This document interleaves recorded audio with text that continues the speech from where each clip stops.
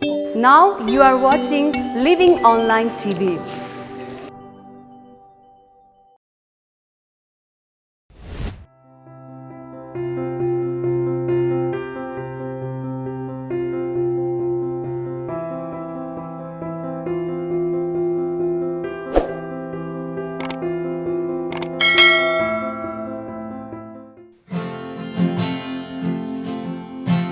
Yesu Kristo biaru mitra Paku hanu taunu po Duk suki surgamu Hamilai berdang kontrol Kaki santi suku mausa Kehidup seberterima Karena surga kami Sebelum reino pratama Cari kira pada Sangkut Kristus perica Lau haris kadu perdana Kris lai bano pratama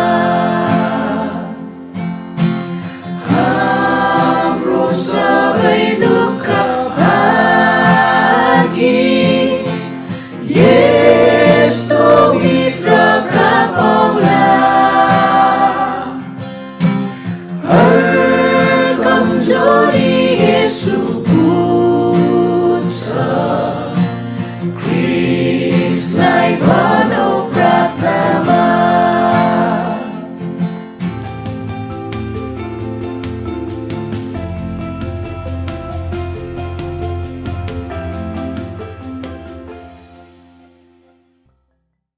सबैलाई जयमेसी आज 2077 साल मङ्सिर 20 गते तदनुसार December 5 2020 living Baptist मण्डलीको आजको online सङ्गतिमा यहाँहरूलाई स्वागत गर्न चाहन्छु र म डिकन कमल आचार्यको तर्फबाट सबैलाई जयमेसी र तपाईँहरू आफ्नो घरमा बसेर आजको अनलाइन सङ्गतिमा जोडिनु भएकोमा तपाईँहरूलाई धेरै धेरै धन्यवाद छ र यो अहिले डिसेम्बर महिना चलिरहेको छ र हामी देख्न सक्छौँ हाम्रो अहिले क्रिसमसको लहर लागेको छ आज हामी अनलाइन सङ्गतिमा चाहिँ आज हामी सुरु गर्नेछौँ सुरुको प्रार्थना हामी गर्नेछौँ आउनुहोस् हामी आफ्नो ठाउँमा जस्तो अवस्थामा छौँ हामी प्रार्थना गर्नेछौँ परमेश्वरलाई शिर झुकाएर हामी प्रार्थना गर्नेछौँ आउनुहोस् हामी प्रार्थना गर्नेछौँ सर्वशक्तिमान परमेश्वर पिता हामी तपाईँलाई धन्यवाद दिँदछौँ त परमेश्वर बुवा हामीलाई यो मौका दिनुभएको छ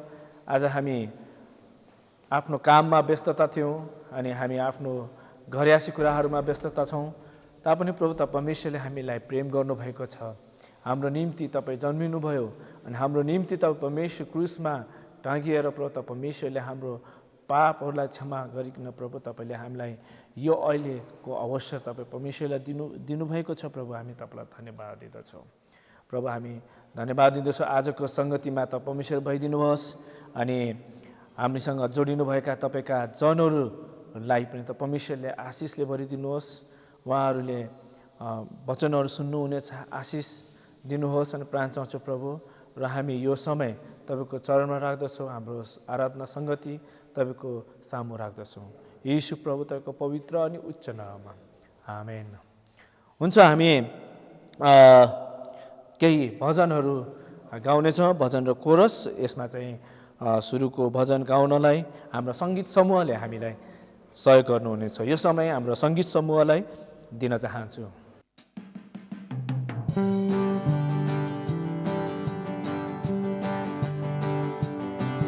औ सबै विश्वासी आनन्द गर्दै आऊ सबैजना मिली बेथलेहेममा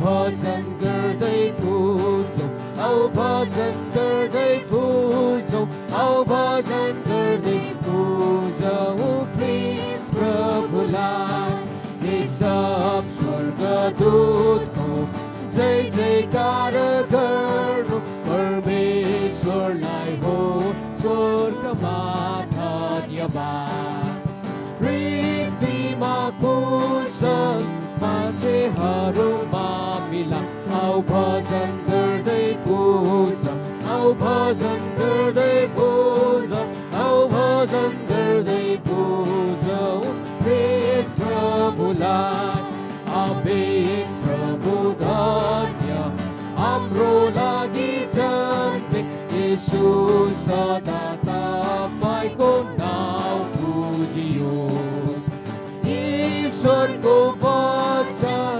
अबदेखि भएको औ भजन गर्दै पुजौँ औ भजन गर्दै पुजौँ औ भजन गर्दै पुजौँ प्रेज प्रभुलाई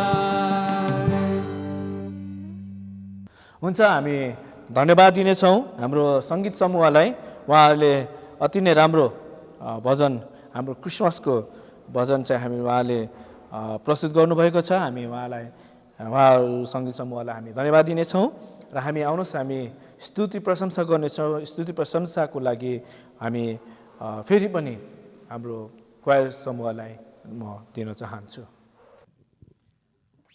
सम्पूर्ण विश्वासी जन्म ख्रिस्टीय अभिवादन जय मसीह हामी यसरी नयाँ दिन नयाँ हप्ता अनि नयाँ महिनामा प्रवेश गरेका छौँ आउनुहोस् हामी परमेश्वरलाई यो समय हाम्रो हृदयको भेटीहरू उहाँलाई दिनेछौँ हामी तयारी रहौँ र परमेश्वरलाई हामी हाम्रो हृदयबाट हामी आराधना हामी प्रशंसा भक्ति हामी चढाउनेछौँ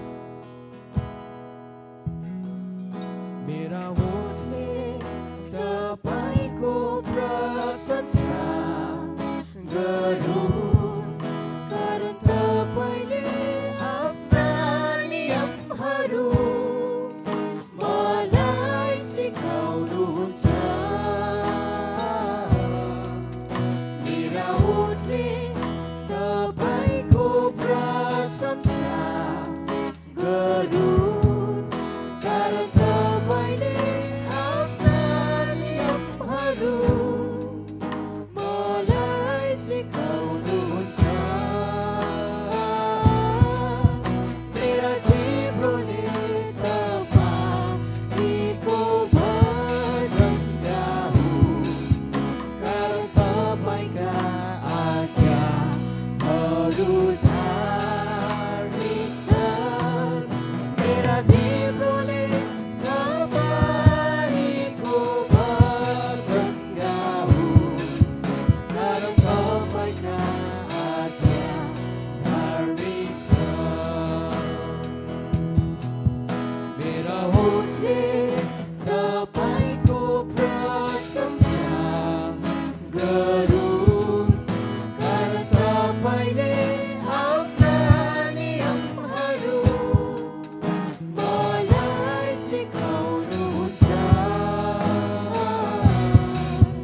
मेरा होठले तपाईँको प्रशंसा गरौँ कारण तपाईँले आफ्ना नियमहरू मलाई सिकाउनुहुन्छ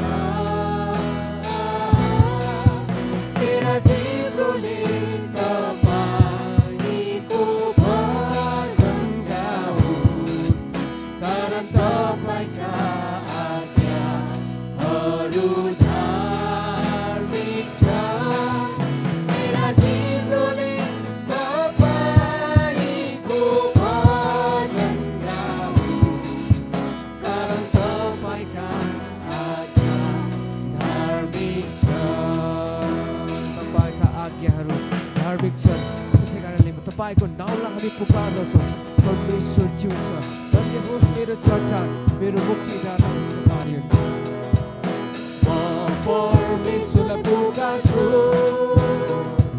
स्तुतिको योग्य हुने म मेरा शत्रुबाट बस्नेछु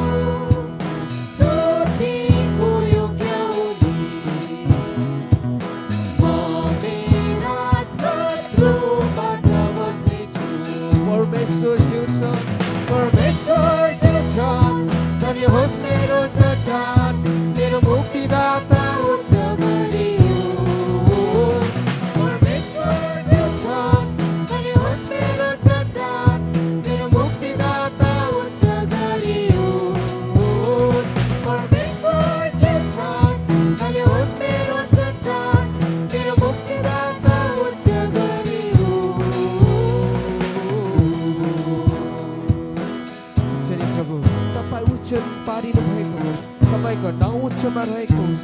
तपाईँ मेरो चर्चा, मेरो शक्ति, मेरो बल, मेरो शरण स्थान हुनुहुन्छ।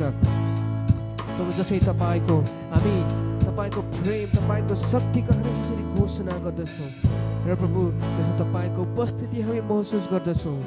प्रभु हाम्रो सबै जीवनमा भएको अन्धकारहरू, हाम्रो जीवनमा भएको सबै प्रभु त्यो घटी कमीहरू हटेर जाँदछ। प्रभु तपाईँमा त्यो शक्ति छ, तपाईँमा त्यो प्रभु त्यो उद्वेगको अचम्मको काम गर्ने त्यो शक्ति सामर्थ्य छ। प्रभु तपाईँ सामर्थ्य परमेश्वर हुनुहुन्छ र प्रभु तपाईँको नाउँलाई हामी घोषणा गर्दछौँ। तपाईँलाई प्रभु हामी धन्यको भन्दछौँ र तपाईँको प्रेमलाई हामी गाउनेछौँ, एकसाथ गाउनेछौँ। जसै तपाईँको शक्तिको घोषणा गर्छौँ, जसै तपाईँको नाउँको प्रशंसा गर्छौँ, जसै तपाईँको शक्तिको घोषणा गर्छौँ, जसै तपाईँको नाउँको प्रशंसा गर्छौँ। झुटेको हृदय जोड्नु, बन्धन सब फुकाउनु हो, अन्धकार हटाउनु हो। होसना, मारानाथा, होसना, मारानाथा। जसै तपाईँमा साह्रै खुसी हुन्छौँ, जसै तपाईँमा हृदय रमाउँदछौँ,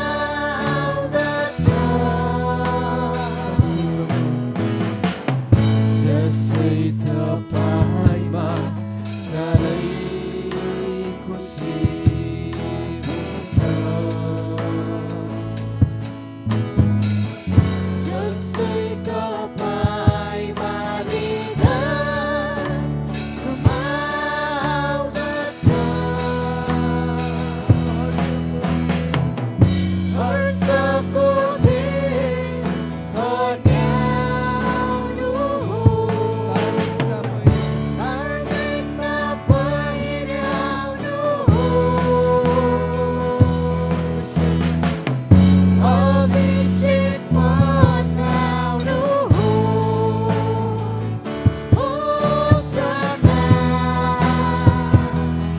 मारानाथा, होसना, मारानाथा। आउनु होस्, हे येशू, आउनु होस्, हे येशू, छुनु होस्, हे येशू, छुनु होस्, हे येशू।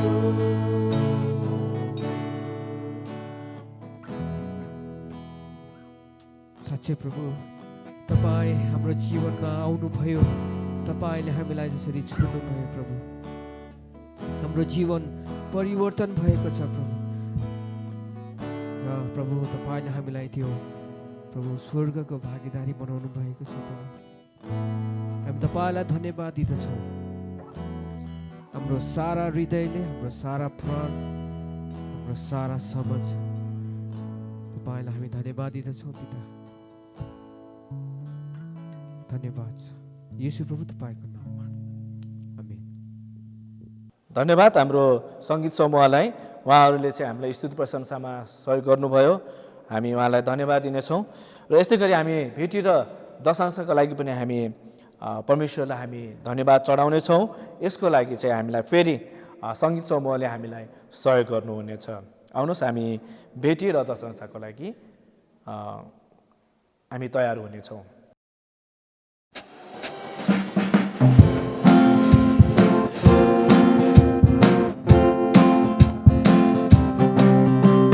रातिको थालाहरू भेडाहरू रोक्दै थिए, स्वर्गदूत देखा पर्यो, उसले यो खबर भन्यो,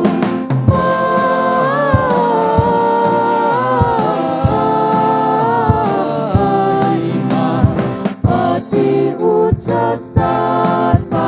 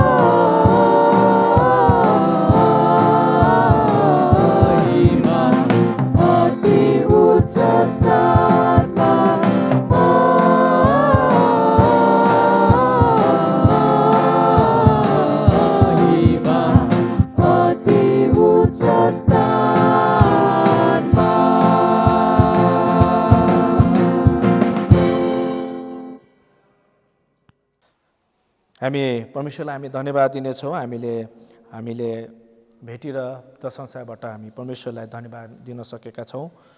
अनि यो समय चाहिँ हामी सूचनाको भागमा आएका छौँ। हामी सूचना यस प्रकार छ, सूचनाहरू तपाईँहरूले सुन्नुहोला र आफ्नो व्यक्तिगत रूपमा पनि आफ्नो परिवारमा उहाँहरूको निम्ति प्रार्थनामा सम्झिदिनुहोला। यसै गरी मण्डलीका सबै रोगी बिरामीहरूको लागि हामी प्रार्थना गरौँ। निरन्तर सूर्यबहादुर तामाङज्यूको लागि हामी प्रार्थना गरौँ। अनि श्री एनबी गुरुङको लागि हामी प्रार्थना गरौँ। तेजबहादुर राईको लागि हामी प्रार्थना गरौँ।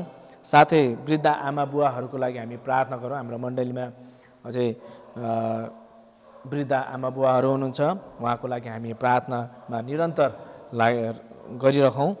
र मण्डलीका सबै सेवकाईहरू अहिले जुमबाट भइरहेको छ, तपाईँहरू पनि जुममा जोडिन सक्नुहुनेछ, सहभागी हुन सक्नुहुनेछ।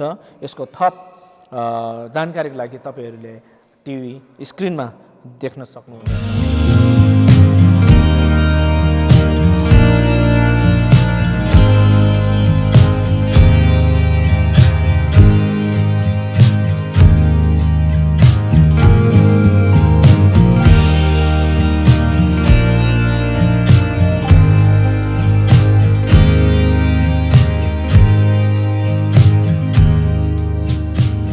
यसै गरी हामी अन्य पनि सूचना छ। सबै शाखा मण्डली र अगुवाहरूको लागि हामी निरन्तर प्रार्थना गरौँ। उहाँहरूले आफ्नो क्षेत्रमा बसेर सेवकाई गरिराख्नु भएको छ, उहाँहरूको लागि हामी निरन्तर एलबीसी मण्डलीका परिवारहरूले चाहिँ हामी निरन्तर प्रार्थना गरौँ। यस्तै गरी विदेशमा हुने हाम्रा मण्डलीका परिवारहरू विश्वासीहरू हुनुहुन्छ, विभिन्न देशहरूमा हुनुहुन्छ, उहाँहरू आफ्नो सेवकाईमा, आफ्नो काममा, पढाइमा हुनुहुन्छ। हामी उहाँहरूको लागि निरन्तर प्रार्थना गर्नेछौँ। र यस्तै गरी हामी लामो समयदेखि हामी प्रार्थनामा गरिरहेका छौँ। हाम्रा रेभरेन्ड केपी त्रिपाठी उहाँ अहिले पोखराको चरक हस्पिटलमा हुनुहुन्छ, आइसियुमा हुनुहुन्छ र पहिलाभन्दा धेरै राम्रो हुनुभएको छ। हामी अझै उहाँको शीघ्र स्वास्थ्य लाभको लागि हामी प्रार्थनामा हामी सम्झिरहौँ। उहाँको स्वास्थ्य राम्रो होस् भनेर। उहाँ चाहिँ चरक हस्पिटल पोखरामा हुनुहुन्छ, आइसियुमा हुनुहुन्छ। तपाईँहरूले प्रार्थनामा सम्झिनुहुनेछ। हुन्छ, हामी सबैजना यो प्रार्थना र हामी भेटी दशंशको लागि हामी प्रार्थना गर्नेछौँ र तपाईँहरूले पनि आफ्नो व्यक्तिगत रूपमा चाहिँ प्रार्थनाहरूमा सहभागी हुन सक्नुहुनेछ। आउनुहोस् हामी प्रार्थना गर्नेछौँ। भेटी, सूचना अनि यस्तै गरी हामी वचनको लागि पनि हामी प्रार्थना गर्नेछौँ। आउनुहोस् हामी प्रार्थनामा सहभागी हुनेछौँ। जीवित परमेश्वर पिता, हामी तपाईँलाई धन्यवाद दिँदछौँ। त परमेश्वरले हामीलाई यो अवसर फेरि प्रदान गरिदिनु भएको छ। हामी धन्यवाद दिँदछौँ। हामीले जति पनि प्रभु सूचनाहरू सुनेका छौँ, हाम्रो मण्डलीमा भएका वृद्ध आमाहरू, बुवाहरू हुनुहुन्छ, उहाँहरूको लागि हामी प्रार्थना गर्दछौँ। उहाँहरूको स्वास्थ्यमा त परमेश्वरले सुधार दिनुभएको छ। अझ तपाईँ परमेश्वरले प्रभु सुधार दिनुहोस् भने प्रार्थना गर्दछौँ। प्रभु, हामी निरन्तर उहाँहरूको निम्ति प्रार्थना गरिरहेका छौँ। यस्तै गरी हामी प्रार्थना गर्दछौँ हाम्रो मण्डलीको सेवकाईहरू जुमबाट भइरहेका छन्, कतिजना जोडिन सकेका छैनन्। उहाँहरू आफ्नो कामको व्यस्तताको कारणले गर्दा आउन सक्नुभएको छैन। प्रभु त परमेश्वरले उहाँहरूलाई प्रभु त परमेश्वरले सहायता गरिदिनुहोस्। हामी प्रार्थना गर्दछौँ उहाँको कामहरूमा, उहाँको व्यवसायहरूमा त परमेश्वरले प्रभु आशिष दिनुहोस्, किनकि त परमेश्वर आशिष दिने परमेश्वर हुनुहुन्छ।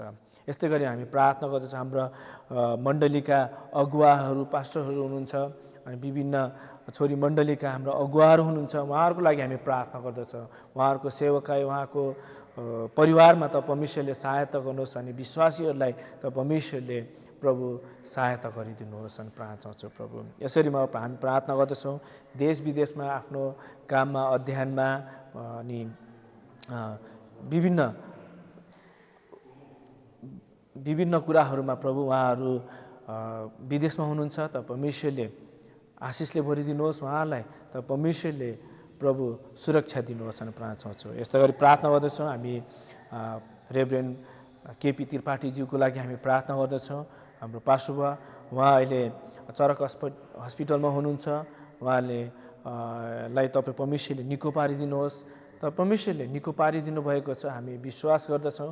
त परमेश्वरले तपाईँको छोरालाई अझै छिटोभन्दा छिटो निको पारिदिनुहोस् अनि प्रार्थना गर्छौँ। प्रभु, धन्यवाद छ प्रभु। अब हामी वचन सुन्नेछौँ प्रभु, त परमेश्वरले सहायता गर्नुहोस्। हामी सुनेर मात्र होइन त त्यसलाई आफ्नो जीवनमा उतार्नको लागि अनि आफ्नो जीवनमा लागू गर्नको लागि त परमेश्वरले हामीलाई शक्ति दिनुहोस्, ज्ञान दिनुहोस् अनि प्रार्थना गर्छौँ। प्रभु, अनि तपाईँको छोरा, तपाईँको दासले प्रभु जसरी वचन ल्याउँदै हुनुहुन्छ, उहाँलाई पनि त परमेश्वरले नै सहायता गरिदिनुहोस्, त परमेश्वरले चलाउनुहोस् अनि प्रार्थना गर्छौँ। प्रभु, यो समय तपाईँको हातमा राख्दै हामी आशिष माग्छौँ प्रभु यीशु तपाईँको पवित्र अनि उच्च नाममा, आमेन। हुन्छ, हामी यसै गरी यो समय चाहिँ हामी वचनको भागमा आएका छौँ र यो वचन हाम्रो लिएर आउँदै हुनुहुन्छ यसै मण्डलीका रेभरेन्ड जिरमान राईज्यू। उहाँलाई हामी स्वागत गर्न चाहन्छौँ र उहाँले यो समय वचनको भाग लिनुहुनेछ र यस सँगसँगै उहाँले आशिषको प्रार्थना गरेर अन्तिम पनि गर्नुहुनेछ र म डिकन कमल आचार्य यहाँबाट बिदा हुन चाहन्छु। धन्यवाद। जय मसीह।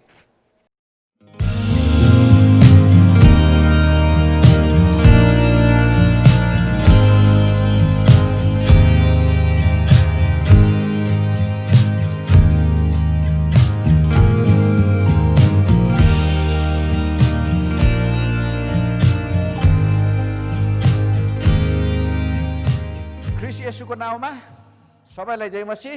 देश विदेश घर घरबाट लिभिङ अनलाइन टिभीबाट जोडिएर आजको आराधना सङ्गतिमा भाग लिनुहुने सबै दाजुभाइ तथा दिदीबहिनी अर्थात् प्रभुका भक्तजनहरूलाई यहाँहरूलाई थाहा छ, मैले गएका समयहरूदेखि नै यो गएको केही 2 हप्तामा मैले प्रभु भोजको बारेमा यहाँले स्पष्ट बनाएँ। त्यस पछाडि यो पेन्डेमिक सिचुएसनमा अलिकति हामी दुविधा र सङ्कटमा छौँ। यो विषयमा पास्टर देवनाथ कडारियाले बोल्नुभएको थियो, हाम्रो एसोसिएसन पास्टरले भने। फेरि म आज तपाईँको अगाडि याकुबको पुस्तकबाट अध्ययन गराउन गइरहेको छु। याकुबको पुस्तक 3 अध्यायबाट म तपाईँको अगाडि हेर्नेछु। याकुबको पुस्तक 3 अध्यायको 1 देखि हामी 12 सम्म हेर्नेछौँ। यहाँ याकुबको पुस्तकको बारेमा तपाईँलाई मैले धेरै पटक चर्चा गरिसकेको छु। यो याकुब आफैले लेखेको हुन्। उनी येशू ख्रीष्टको भाइ हुनुहुन्थ्यो र यो चाहिँ इस्वी सम्वत झन्डै 48 देखि 50 को बिचमा यो याकुबको पत्र लेखेको हो भन्ने विद्वानहरूको मान्यता छ। अनि यहाँ चाहिँ यो याकुबको पुस्तक चाहिँ वास्तवमा हेर्ने हो भने लेख्नुको उद्देश्य चाहिँ एउटै मात्रै शब्दमा भन्नु पर्ने हो भने हाम्रो जीवन चाहिँ ख्रीष्ट येशूमा सन्तुलन हुनुपर्छ। अर्थात् हाम्रो जीवनमा जब ख्रीष्ट येशू पाइसकेका छौँ र ख्रीष्ट येशूलाई हामीले स्वीकार गरेका छौँ भने ख्रीष्ट येशूलाई स्वीकार गरेका मानिसहरूलाई को जीवनमा बाइबल मुताबिक अथवा परमेश्वरको वचन अनुसार कस्तो हुनुपर्छ भन्ने विषयलाई खालि आत्मिक रूपमा मात्रै बढी देखावटी रूपमा एउटा चाहिँ ढोगीपन मात्र होइन, आत्मिक र शारीरिक। आत्मिक रूप हामीले जब ख्रीष्ट येशूलाई ग्रहण गऱ्यौँ भने ख्रीष्टको चरित्र हाम्रो जीवनबाट झल्केर जानु पर्यो, व्यावहारिक रूपमा निस्किनु पर्यो, सन्तुलन हुनु पर्यो भन्ने कुरालाई बढी जोड दिएर त्यतिखेरका विश्वासीहरूलाई यो पत्र लेखेको हो। त्यसले गर्दाखेरि म आज चाहिँ तपाईँको अगाडि याकुबको पुस्तक 3 अध्यायको 1 देखि 12 सम्म तपाईँलाई हेर्नेछु। म खण्ड खण्ड गरेर पढ्नेछु। हुन त यहाँ याकुबको पुस्तक 3 अध्यायको 1 देखि 12 सम्म जिब्रोलाई बहस गर्नुपर्छ भनेर यहाँ हाम्रो धर्मशास्त्र बाइबलमा लेखिएको छ। तर यसलाई अलिकति भिन्न विषयवस्तु दिन खोजेको छु। यसको शीर्षक मैले अर्थात् विषयवस्तु चाहिँ हाम्रो जीवनबाट असल वचन या वाक्य निस्कनुपर्छ। हाम्रो जीवनबाट असल वचन वा वाक्य निस्किरहनुपर्छ भन्ने विषयलाई म तपाईँको अगाडि आउँछु। यहाँ यो बाइबललाई व्याख्या गर्नुभन्दा अगाडि म सानो प्रार्थना गर्नेछु। हामी प्रार्थना गरौँ अनि फेरि पनि हामी अगाडि बढ्नेछौँ। आउनुहोस् प्रार्थना। प्रभु येशू, तपाईँलाई धन्यवाद छ आजको वचनमा तपाईँले काम गर्नुहोस्, तपाईँको महिमा भएको होस्। धन्यवाद। सबै बिन्ती अनि तपाईँको प्रार्थना चढाउँछु।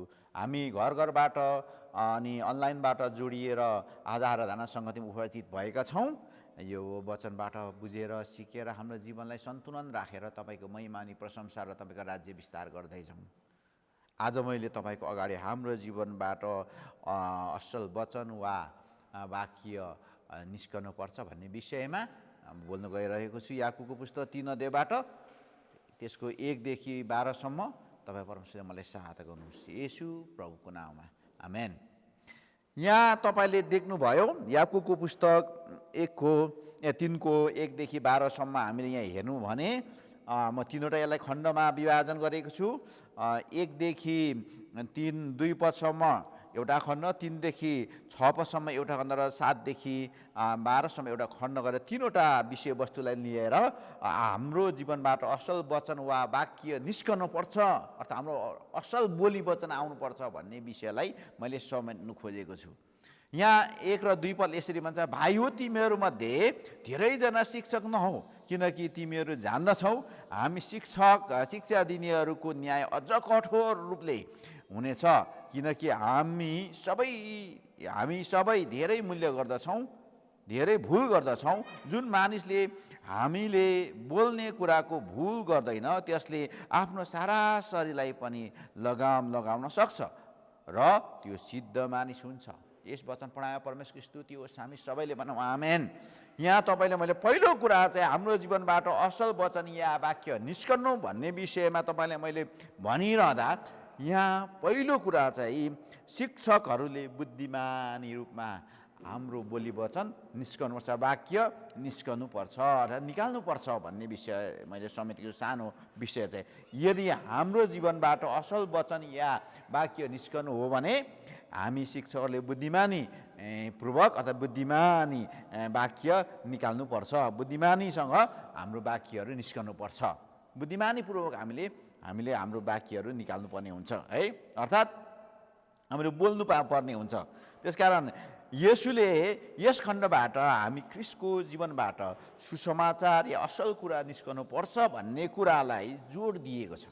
यहाँ तपाईँले मैले हेऱ्यो भने अत्यन्तै असल कुरा हाम्रो जीवनबाट हाम्रो जिब्रोबाट असल कुरा निस्कनु पर्छ भन्ने कुरालाई याकुबले यहाँ हामीले जोड दिएको पाउँछौँ। झन् शिक्षकहरू त अत्यन्तै धेरै, अर्थात् हामी शिक्षकहरू, पास्टर भनेको एउटा शिक्षक पनि हो, एउटा अगुवा पनि हो, अर्थात् हामी अगुवाहरू हौँ। कतिजना हामी शिक्षक भएका छौँ।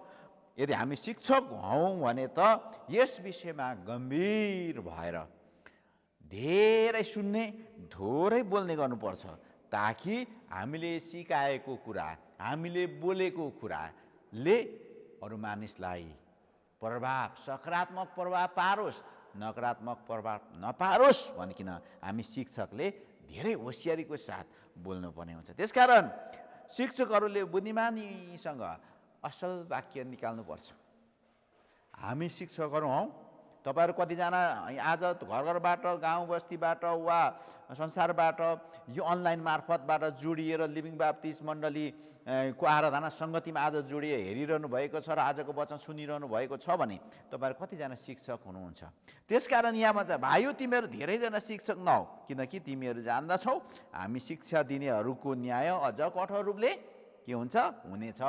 हामी शिक्षकहरूले गलत सिकायौँ भने, नकारात्मक सिकायौँ भने, होइन बाइबलीय अर्थलाई भन्दा परको अर्थ लगाएर आफ्नो मनका मनगणन्ती कुराहरू सिकायौँ भने तपाईँ र मैले सिकाएको 10 जनाले त्यो कुरा सिकेर अरू 20 जनाले, अरू 30 जना हुँदै 100 जना मान्छेलाई भ्रम सिकाउने, अशिक्षा सिकाउने, अर्थात् सही शिक्षा नभएर त्यो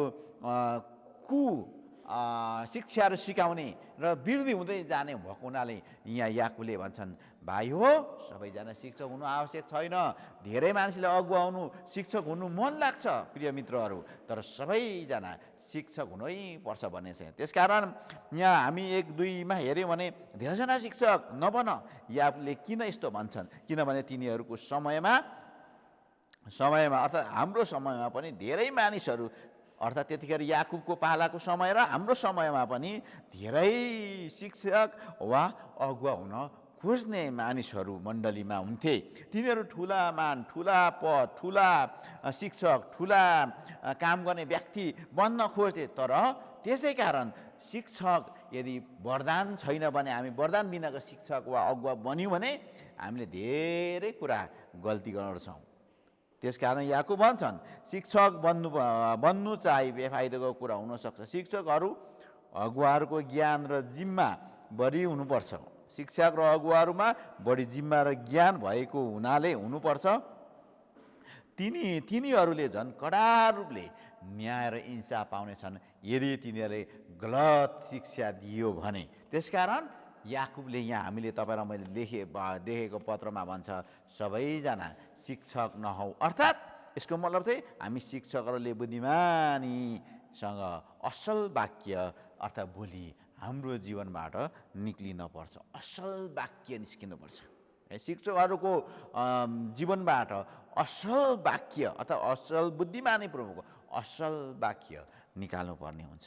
त्यसकारण दाजुभाइ तथा दिदीबहिनीहरू, यहाँ याकुबले भनेको कुरा चाहिँ के हो, सबैजना तिमीहरू शिक्षक नहौ। यदि तिमीहरू शिक्षक भयो भने के हुनेछ, तिमीहरू धेरै शिक्षक भयो भने के हुनेछ, तिमीहरूले धेरै गल्ती गर्नेछ। अर्थात् शिक्षकले गल्ती गर्छ भन्ने होइन, तर शिक्षक हुने इच्छा राखेर मात्र होइन, धेरै अध्ययन गर्नुपर्ने हुन्छ। होइन बाइबल अध्ययन गर्नुपर्ने हुन्छ, बाइबलका सहायक पुस्तक अध्ययन गर्नुपर्ने भएको हुनाले र वरदान बिनाको शिक्षक हुने वरदान बिनाका मानिसहरू शिक्षक नहो भन्नुहुन्छ।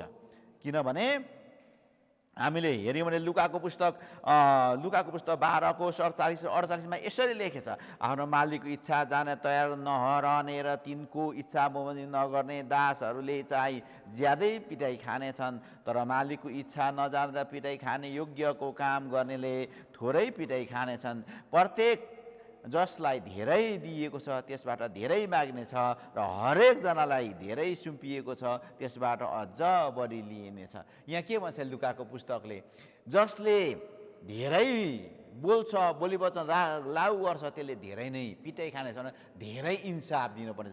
यदि परमेश्वरको वचनलाई परमेश्वरको दृष्टिमा परमेश्वरले सिकाउनु भएको मुताबिक भन्दा परको कुरा हामीले सिकायौँ भने तपाईँ र मैले धेरै दण्डको भागीदार हुन्छौँ। त्यसकारण यहाँ याकुब भन्छन् धेरैजना शिक्षक नहो, त्यसकारण बुद्धिमान अर्थात् शिक्षकहरूले बुद्धिमानी वाक्य अर्थात् बोली निकाल्नु पर्ने हुन्छ।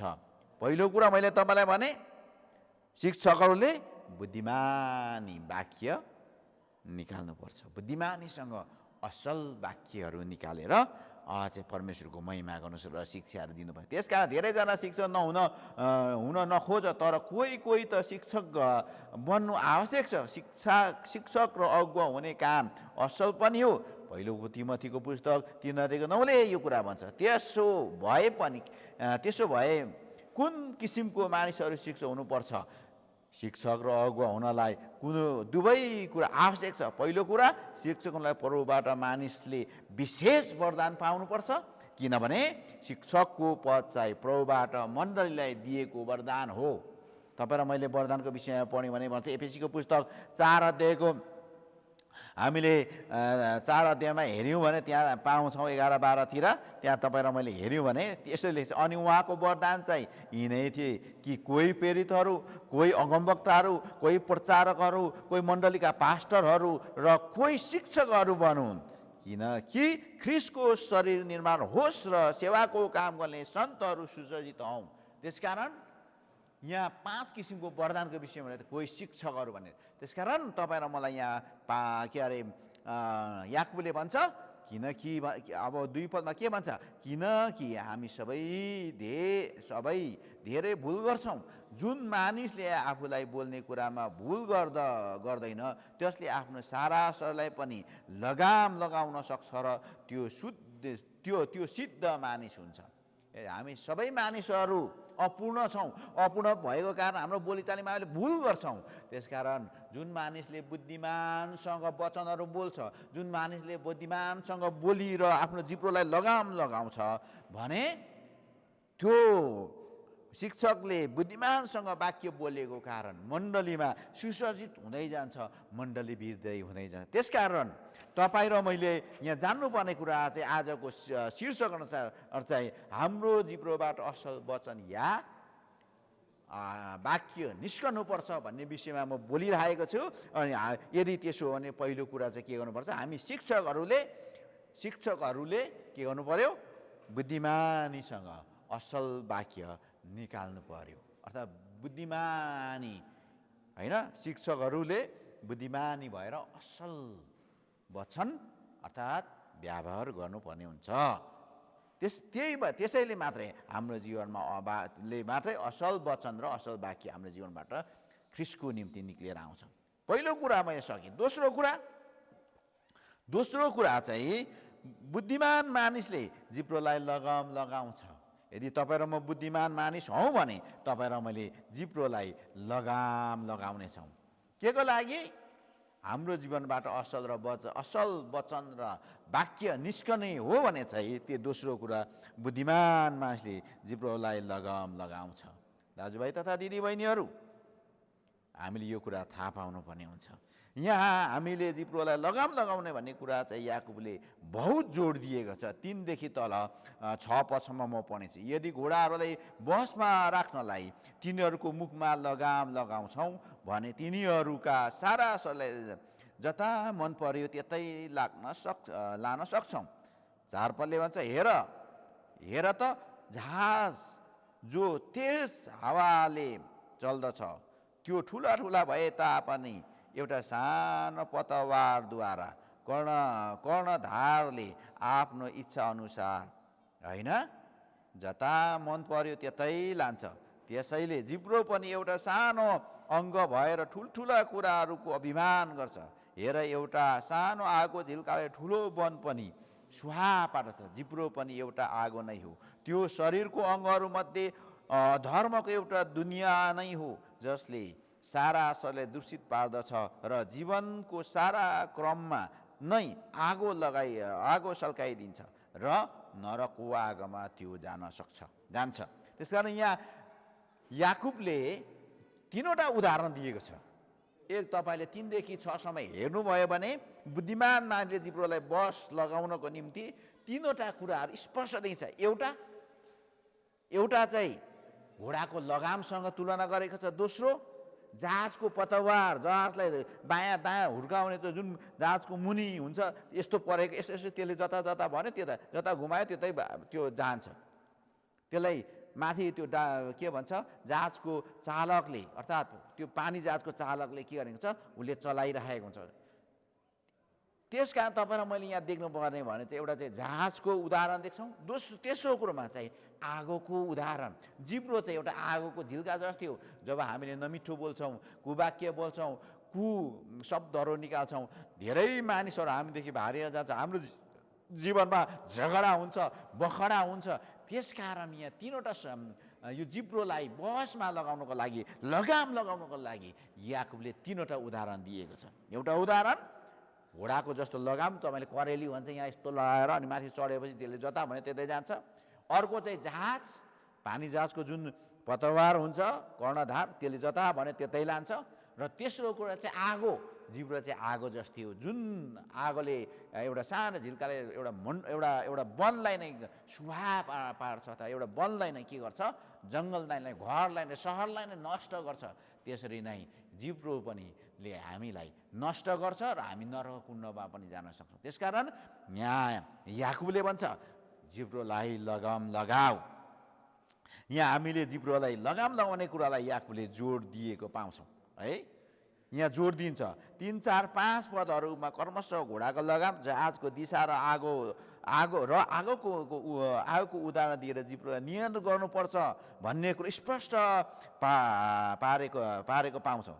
त्यसरी एक असल इसाईले वा परमेश्वर र पवित्र आत्माको नियन्त्रणमा रहेर बुद्धिमान भएर जिब्रोलाई लगाम लगाउने पर्ने कुराको यहाँ कुराको स्पष्ट गर्दछ। हुन पनि हो, हाम्रो जिब्रोलाई हामीभित्र र हामीले हाम्रो मित्र र शत्रु हुने कुरा जिब्रोमा भर पर्दछ। एउटा भनाइ छ तित्राको स्वरै बैरी। तपाईँले थाहा छ एउटा तित्रा भन्ने एउटा चरा हुन्छ जो जङ्गलहरूमा पाइन्छ, अनि त्यसको चाहिँ स्वरै एकदम अर्कै खालको परै फरक खालको धेरै टाढासम्म सुनिन्छ, गरेर कराउँछ त्यसले। अनि सिकारीले पनि यहाँ तित्रा छ भने थाहा पाउँछ। उसको शत्रुहरू स्यालहरू होइन, जङ्गली जनावरहरूले पनि यहाँ तित्रा छ भने थाहा पाउँछ। आकाशमा उड्ने बाजले पनि यहाँ तित्रा जान्छ, किन त्यसको स्वर नै यति बैरी भनेको शत्रु हुन्छ। थाहा यहाँ मैले यहाँ भन्नु के अरे तित्राको स्वरै बैरी भनेको छ। त्यसकारण हाम्रो बोली वचन यदि लगाम लगाएनौँ भने, यदि बुद्धिमान मानिसले जस्तो जिब्रोलाई लगाम लगाएनौँ भने, दाजुभाइ तथा दिदीबहिनीहरू, हामी के हुन सक्छ, हाम्रो जिब्रोबाट असल वचन या वाक्य निस्कनु सक्दैन। यहाँ आजको शीर्षकमा अघि मैले तपाईँलाई भन्छ हाम्रो जीवनबाट असल वचन या वाक्य निस्कनुपर्छ भनेको छु। त्यसकारण असल वा वचन वा वाक्य निस्कनु हो भने दोस्रो कुरा चाहिँ बुद्धिमान मानिसले जिब्रोलाई लगाम लगाउनु पर्छ। जिब्रोलाई लगाम लाउने कुरा अर्थात् जिब्रोलाई नियन्त्रण गर्ने कुरा हो है। यहाँ हामीले बुझ्नुपर्ने कुरा के हो भने हाम्रो जिब्रोको कारण हामी स्वर्ग पनि जान सक्छौँ, नर्क पनि जान सक्छौँ भनेर 6 पदले स्पष्ट पार्छ।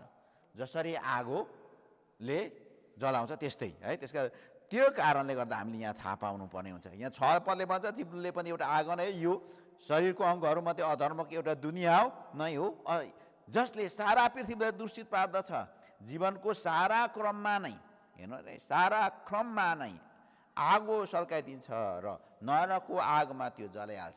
यहाँ जिब्रोलाई नरक लाने एउटा यन्त्रको रूपमा पनि याकुबले जोडेको छ, आगोसँग के गरेर तुलना गरेर। त्यसकारण जिब्रोलाई नियन्त्रण गरेन भने हामी के गर्छौँ, हामी शत्रु पनि कमाउँछौँ, हामी घिनलाग्दो पनि हुन्छौँ, हामी चाहिँ तिरस्कारपनमा पनि पर्छौँ। त्यसकारण जिब्रोलाई लगाम लगाउने कुरा यहाँ लेखिएको छ। त्यसैले हामी मुक्तिदाता अर्थात् येशू ख्रीष्ट हाम्रो मुक्तिदाता भइसकेको छ, हामीले महसुस गरेका छौँ भने, हामी उद्धारकर्ता भनेर विश्वास गरिसकेका छौँ भने हाम्रो जिब्रोबाट असल कुरा निस्केर आउनुपर्छ। असल कुराको पानीहरू बगेर आउनुपर्ने हुन्छ। जसले हाम्रो हाम्रो आत्माद्वारा होइन, जसले हाम्रो आत्माले ख्रीष्टलाई चिन्न सकोस्, जसले हाम्रो जीवनबाट, हाम्रो बोलीबाट, हाम्रो निस्केका हाम्रो जीवनका चालचलनबाट ख्रीष्ट येशूको के होस्, महिमा होस्, ख्रीष्ट येशूको सुसमाचार होस्। त्यसकारण त्यसले गर्दाखेरि दोस्रो कुरा चाहिँ बुद्धिमान मानिसले जिब्रोलाई लगाउँदै हाम्रो जीवनबाट असल वचन र असल वाक्य निस्कनुपर्छ, जसले ख्रीष्टको महिमा र सुसमाचार हुन्छ। त्यसकारण याकुबले यही कुरा गर्दछ। यहाँ दोस्रो कुरा चाहिँ बुद्धिमान मानिसले जिब्रोलाई लगाउनु पर्छ, अर्थात् लगाउनु आवश्यक छ। जिब्रोलाई लगाउँछ। बुद्धिमान मानिसले दोस्रो कुरा चाहिँ जिब्रोलाई लगाउँछ, जसले के गर्छ, हाम्रो जिब्रोबाट असल वचन र वाक्यहरू निस्केर जानेछ र परमेश्वरको महिमा हुनेछ। तेस्रो कुरो चाहिँ म तेस्रो कुरोतिर जान्छु।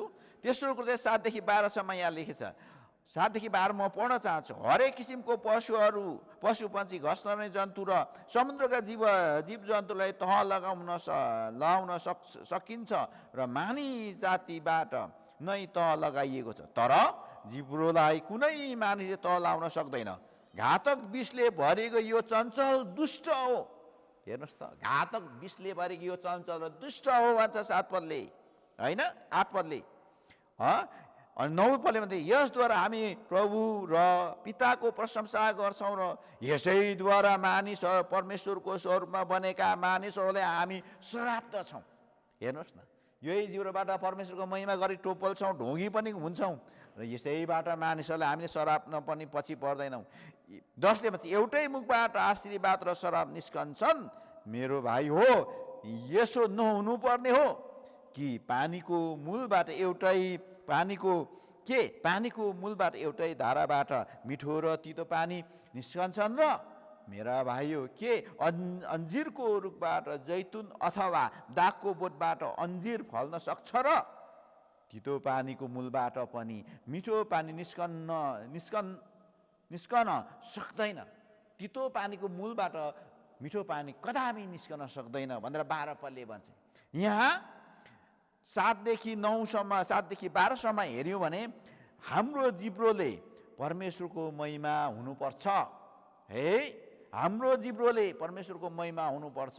यदि आजको शीर्षक अनुसार हाम्रो जिब्रोबाट असल वचन या वाक्य निस्कनुपर्छ भन्ने विषयलाई यदि प्रमाणित गर्ने हो भने हाम्रो जिब्रोले परमेश्वरको महिमा मात्रै हुनुपर्छ, खराब कुरा, सराप्ने कुरा हुनुहुन्न भन्ने कुरा यहाँ याकुबले तत्कालीन मण्डलीहरूलाई स्पष्टसँग लेखेको पाउँछौँ।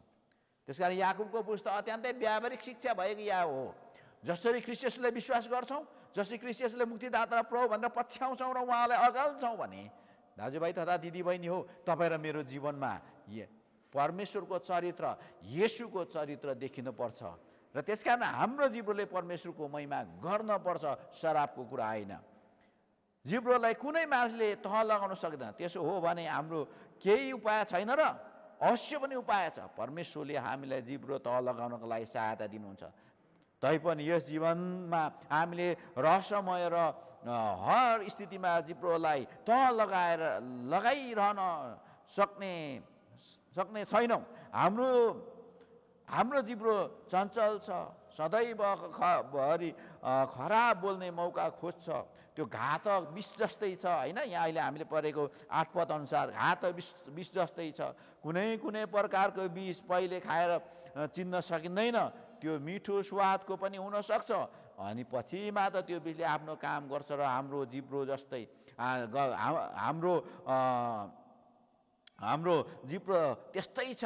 भजन सङ्ग्रहमा हामीले हेऱ्यौँ भने त्यहाँ भजन सङ्ग्रहको 140को 3ले यसरी भन्छ, तिमीहरू आफ्नो जिब्रो सर्पको विष जस्तै विषालु बनाउँछौ, तिमीहरूका मुखबाट भयङ्कर सर्पको विष निस्किन्छ। भजन सङ्ग्रह 140मा 3 पदमा यहाँ लेखिएको छ। दाजुभाइ तथा दिदीबहिनीहरू, यहाँ तपाईँ र मैले हेरेका कुरा चाहिँ के हो भने 8 पदसम्म 6 र 8मा हेऱ्यौँ भने हाम्रो मुखबाट हामीले के गर्छौँ, हाम्रै मुखबाट विष पनि हाम्रै मुखबाट अमृत पनि निस्किन्छ। अर्थात् हामीले यहाँ भन्नु खोजेको यहाँ स्पष्ट लेख्छ, सारा संसारलाई अधिपत्य गर्ने जनावरहरूलाई घस्ने जीवजन्तुहरू, समुद्रका जीवजन्तु सबै मानिसले नै तहलाउँछ है। तर मानिसको जिब्रोलाई तहलाउनु धेरै गाह्रो छ। म पनि धेरै बोल्ने मान्छे हो, रिस खप्नै नसक्ने मान्छे हो। कसैले आफूमाथि अन्याय भए जस्तो लाग्यो भने उठेर बोलिहाल्ने, चर्काचर्की गरिहाल्ने।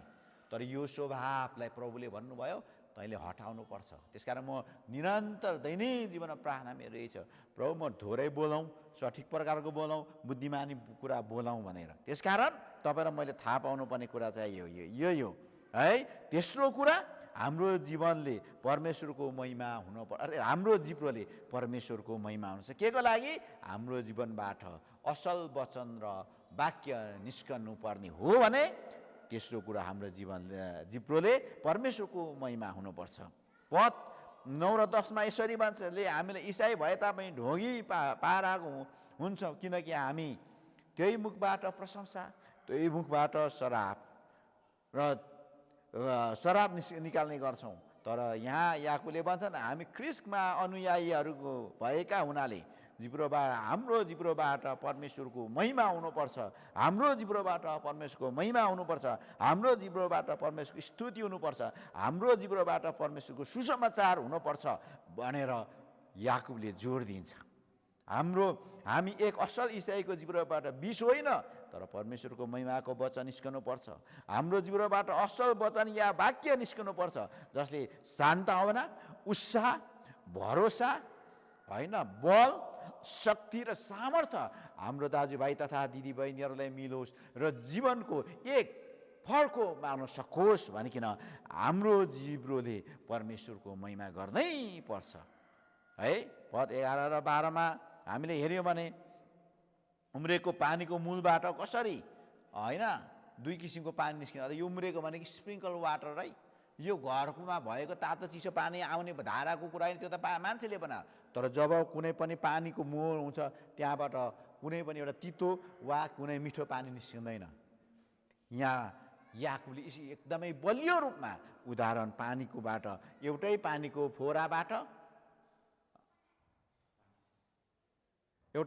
फोराबाट यो पानी के हुन सक्दैन, तितो र गुलियो निस्कन सक्दैन।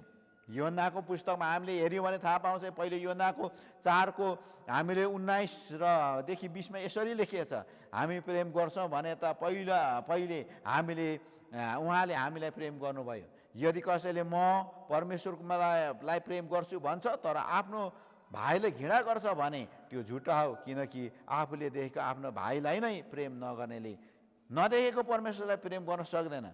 हामीले उहाँबाट यो आज्ञा पाएका छौँ कि जसले परमेश्वरलाई प्रेम गर्छ त्यसले आफ्नो भाइलाई पनि प्रेम गर्नुपर्छ। त्यसैले दाजुभाइ तथा दिदीबहिनीहरू, हामीले हाम्रो जिब्रोबाट असल वचन या वाक्य निस्कनु पर्ने हो भने तेस्रो कुरा चाहिँ हाम्रो जिब्रोबाट ख्रिस्टको महिमा हुनुपर्छ। दाजुभाइ तथा दिदीबहिनीहरू, म तपाईँलाई यही भनेर अन्त गर्न चाहन्छु, आज हाम्रो जीवनबाट असल वचन या वाक्य निस्कनुपर्छ भन्ने विषयमा म बोलिरहेको छु। र यसलाई यो असल वचन र वाक्य हाम्रो जीवनबाट निस्कनु पर्छ भन्ने कुरालाई जोड दिनको लागि पहिलो कुरा शिक्षकहरूले बुद्धिमानीपूर्वक वाक्य निकाल्नुपर्छ। दोस्रो कुरा, बुद्धिमान मानिसले जिब्रोलाई लगाम लगाउनुपर्छ। तेस्रो कुरा, हाम्रो जिब्रोले परमेश्वर अर्थात् ख्रिस्टको महिमा गर्नुपर्छ। त्यसैले गर्दाखेरि दाजुभाइ तथा दिदीबहिनीहरू, मैले यो आज याकुब पुस्तक 3 अध्यायको 1 देखि 12 तपाईँको अगाडि ल्याएँ। यहाँ तपाईँलाई मैले अघि नै दोहोऱ्याइ पनि सकेको छु कि हाम्रो जिब्रोबाट असल वचन या वाक्य निस्कनुपर्छ भन्ने विषयलाई 3वटा कुराहरूले समेटे। सबै शिक्षकहरू बुद्धिमानी साथ वाक्य निकाल्नुपर्छ। सबै शिक्षकहरूले बुद्धिमान साथ असल वाक्य निकाल्नुपर्छ। बुद्धिमान मानिसले जिब्रोलाई लगाम लगाउनुपर्छ। हाम्रो जिब्रोले परमेश्वर अर्थात् ख्रिस्टको महिमा गर्नुपर्छ। यदि यसो गरिन सक्यौँ भने दाजुभाइ तथा दिदीबहिनी हो, हाम्रो जीवनबाट एक असल वचन या वाक्य निस्कन सक्छ। जुन असल वचन र वाक्य हाम्रो जीवनबाट हामी निकाल्छौँ भने दाजुभाइ तथा दिदीबहिनीहरू, आज अनलाइन टिभी मार्फत तपाईँले हेरिरहनुभएका विश्वभरिका र घरबाट हेरिरहनुभएका दाजुभाइ दिदीबहिनीले म यही भन्न चाहन्छु भने हाम्रो जीवनबाट परमेश्वरको राज्य विस्तार हुन्छ, हाम्रो मण्डली वृद्धि हुन्छ, हामीमा प्रेमले भरिएको मण्डली, प्रेमले भरिएको इसाई परिवार हुन्छ। त्यसै कारण आउनुहोस् हामी सबैजना मिलेर एकछिन हामी प्रार्थना गरौँ, विचार गरौँ के साँच्चै हाम्रो जीवनबाट असल वचन या वाक्य निस्किरहेको छ त? के हाम्रो जीवनबाट हामीले असल वचन र वाक्य निकालिरहेका छौँ त? हामी एकपटक हामी विचार गरौँ, आउनुहोस् मनन गरौँ। हाम्रो जीवनबाट असल वचन र वाक्य निस्किरहेको छ भने शिक्षकहरूले बुद्धिमान साथ असल वाक्य निकाल्नुपर्छ। बुद्धिमान मानिसले जिब्रोलाई लगाम लगाउँछ र हाम्रो जिब्रोले परमेश्वर तथा ख्रिस्टको महिमा गरिरहन्छ। धन्यवाद। यी सबै बिन्ती प्रार्थना तपाईँको हातमा राख्छौँ प्रभु। आजको वचनमा तपाईँ रहनुभएकोलाई धन्यवाद।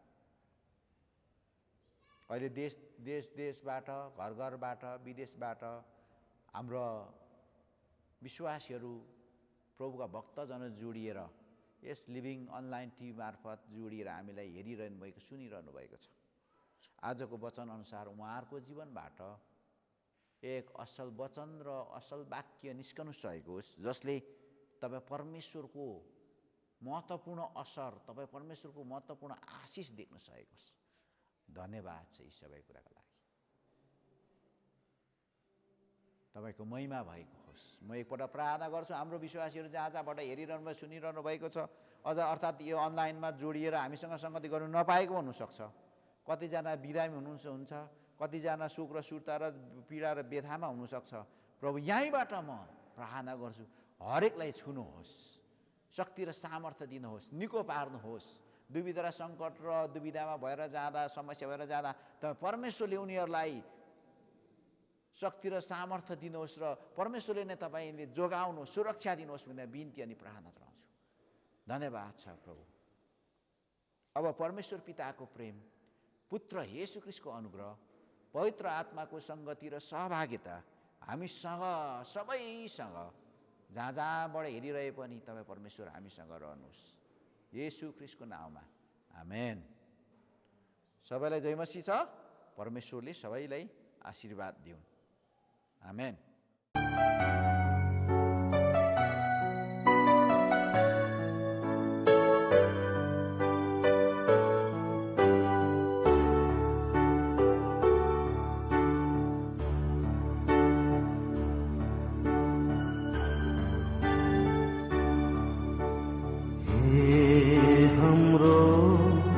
स्वर्गमा बस्नु हुने पिता,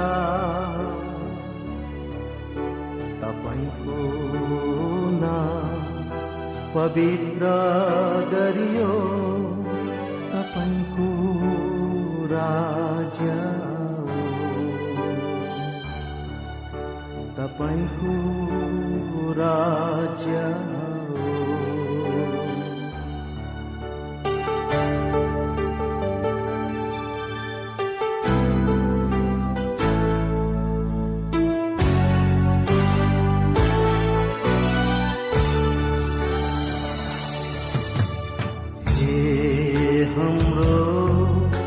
स्वर्गमा बस्नु हुने पिता, तपाईको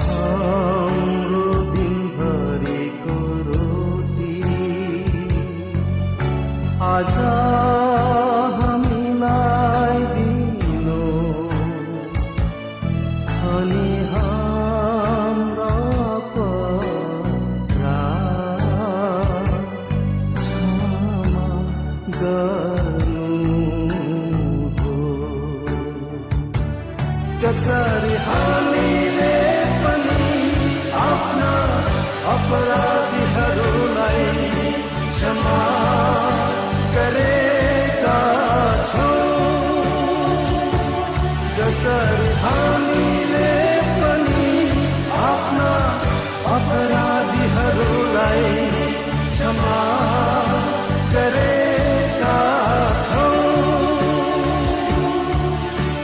हामीलाई परीक्षामा नल्याउनुहोस्, दुष्टबाट बचाउनुहोस्,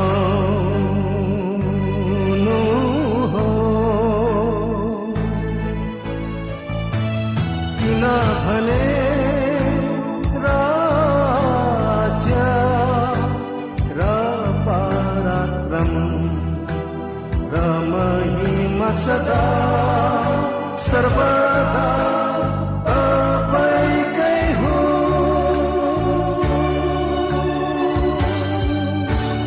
हे हाम्रो स्वर्गमा बस्नुहुने पिता, तपाईँको नाम पवित्र गरियोस्, तपाईँको